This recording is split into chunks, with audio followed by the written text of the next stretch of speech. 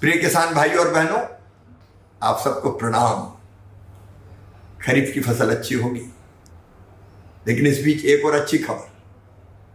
प्रधानमंत्री श्रीमान नरेंद्र मोदी जी 2 अगस्त को ठीक 11 बजे प्रधानमंत्री किसान सम्मान निधि की राशि आपके खाते में डालने वाले हैं।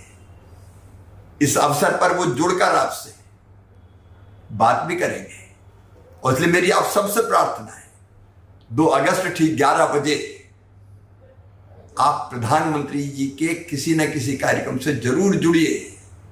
कार्यक्रम आपके गांव में भी होगा, सभी कृषि विज्ञान केंद्रों पर होगा, आईसीआर के संस्थानों में होगा, एग्रीकल्चर यूनिवर्सिटीज में होगा, मंडियों में होगा, पैक्स के मुख्यालय पर होगा।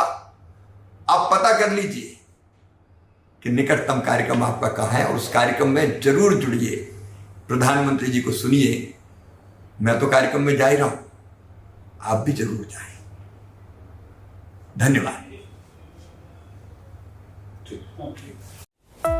कृषि एवं किसान कल्याण मंत्रालय।